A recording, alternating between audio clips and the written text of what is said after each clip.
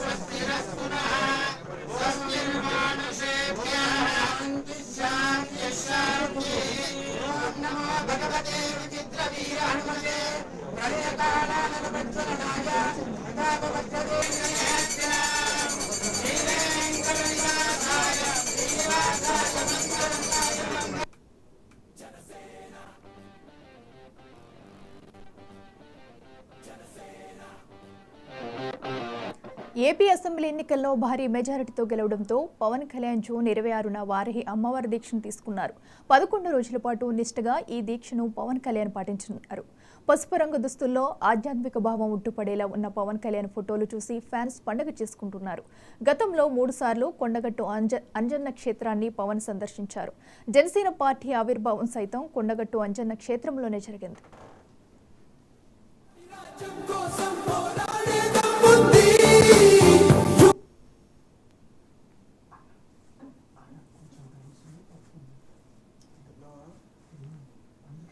పవన్ కళ్యాణ్ రేపు కొండగట్టు ఆంజనేయ స్వామిని దర్శించుకోనున్నారు. ఇదే అంశానికి సంబంధించి మరింత సమాచారం మా ప్రతినిధి రిషికేష్ అందిస్తారు. రిషికేష్, చెప్పండి. అఖిల, ఆంధ్రప్రదేశ్ రాష్ట్ర ఉప ముఖ్యమంత్రిగా ఉన్నటువంటి జనసేనాని పవన్ కళ్యాణ్ పర్యటన, కొండగట్టు పర్యటన ఖరారైంది. దీనికి సంబంధించి ఆయన రేపు కొండగట్టులో ఆంజనేయ స్వామి దర్శించుకొని ప్రత్యేక పూజలు చేయనున్నట్టుగా కూడా అధికార వర్గాలు వెల్లడించినటువంటి పరిస్థితి. అయితే జనసేనానిగా ఉన్నటువంటి పవన్ కళ్యాణ్ కి పూర్తి స్థాయిలో కొండగట్టు ఆంజనేయ స్వామి క్షేత్రం అన్న ఆ యొక్క అంజన్న పైన పూర్తి విశ్వాసం ఉంది. గతంలో కూడా ఆయన 3 సార్లు కొండగట్టు పర్యటించినటువంటి పరిస్థితి. అయితే ప్రధానంగా దీనికి కారణము అంటే ఆయన పేరులోనే పవన్ అనేటువంటి పేరు ఆంజనేయ స్వామికి ఉన్నటువంటి మరో పేరుగా భావిస్తారు. కాబట్టి పవన్ దాంతో పాటుగా కొండగట్టు అంటే గతంలో 2009 ప్రాంతంలో ఆయన సోదరుడు చిరంజీవి ప్రజారాజ్యం పార్టీలో ఉన్నప్పుడు యువరాజ్యం బాధ్యతల్ని పవన్ కళ్యాణ్ చూశారు. ఈ నేపథ్యంలో ఆయన ఎన్నికల ప్రచారంలో భాగంగా ఉమ్మడి కరీంనగర్ జిల్లాకు చెందినటువంటి హుస్నాబాద్ ప్రాంతంలో విద్యుత్ ఘాతానికి గురైనటువంటి పరిస్థితి. అయితే అంత పెద్ద ప్రమాదం నుంచి ఆయన అంటే ప్రాణాలతో బయటపడ్డారు. అంత పెద్ద ప్రమాదం నుంచి బయటపడడం కేవలం కొండగట్టు ఆంజనేయ స్వామిని దర్శించుకున్న తర్వాత జరిగినటువంటి ఘటనగా తెలిసింది. అయితే దాంతో ఆయన పూర్తిగా ఇది కొండగట్టు అంజన్న మహిమ వల్లనే తాను బతికి బయటపడ్డాననేటువంటి విశ్వాసాన్ని వ్యక్తం చేశారు. ఆ తర్వాత ఎప్పుడు పరిస్థితులు వచ్చినప్పటికీ కూడా అంటే 2014లో జనసేన పార్టీ స్థాపించినప్పుడు కూడా ఆయన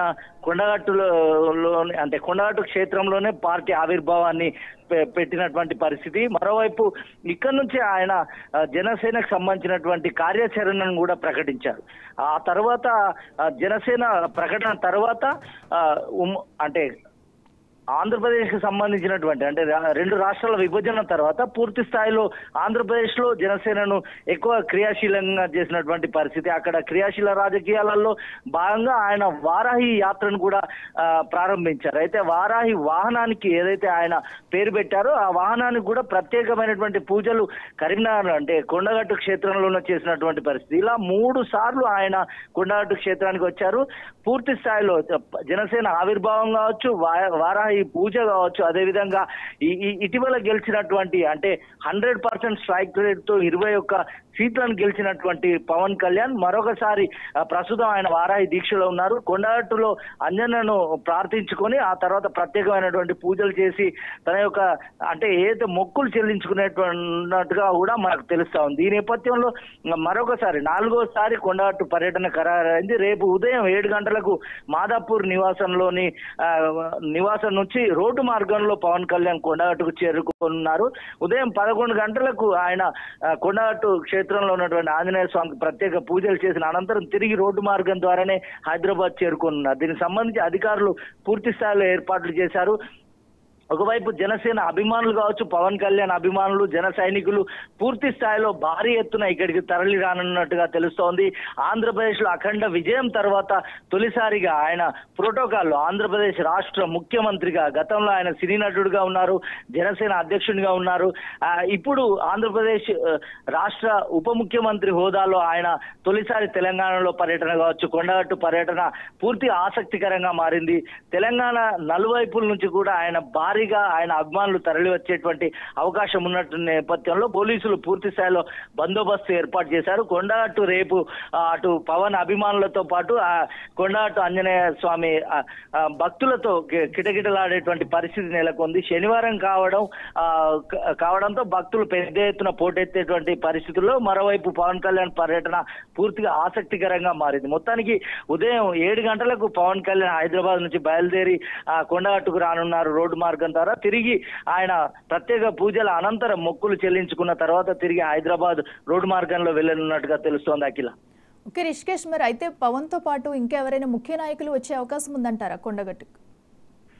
జనసేన ఆవిర్భావం నుంచి కూడా పూర్తి స్థాయిలో పవన్ కళ్యాణ్ కు వెన్నుదన్నుగా ఉన్నటువంటి నాదెండ్ల మనోహర్ ఎవరైతే మంత్రిగా ఉన్నారో ఆయన కూడా వచ్చేటువంటి అవకాశాలు ఉన్నట్టుగా తెలుస్తోంది. తెలంగాణలో ఉన్నటువంటి జనసేనకు సంబంధించినటువంటి క్రియాశీల కార్యవర్గాలతో పాటుగా ఆంధ్రప్రదేశ్ నుంచి నాదెండ్ల మనోహర్, అదేవిధంగా పవన్ కళ్యాణ్ తో పాటుగా కొంతమంది మంత్రులు వస్తున్నట్టుగా కూడా మనకు సమాచారం అంతా ఉంది. అయితే ఇప్పటి వరకు దానికి సంబంధించిన అధికార పర్యటనలో భాగంగా అయితే ప్రకటనలో మాత్రం కేవలం పవన్ కళ్యాణ్ మాత్రమే వస్తున్నారు గా తెలుస్తోంది.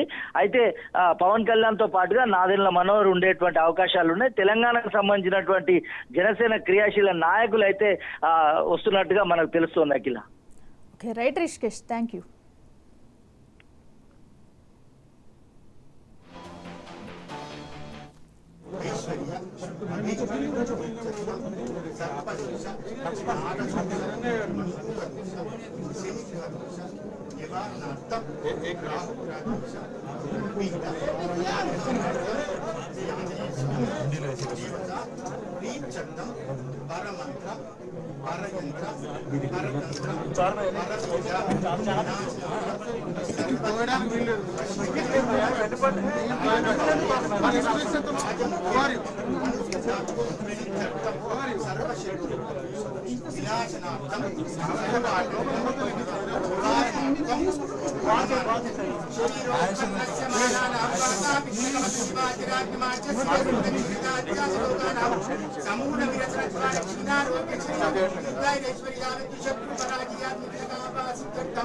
పరమంత్ర పరగేంద్ర పరతంత్ర పర విద్యా వినాశనార్థం శ్రీ ఆంజనేయ స్వామి దేవత కాల హారతి నారికేల అష్టోత్తర భువనాజ్యం కర్మ కరిషే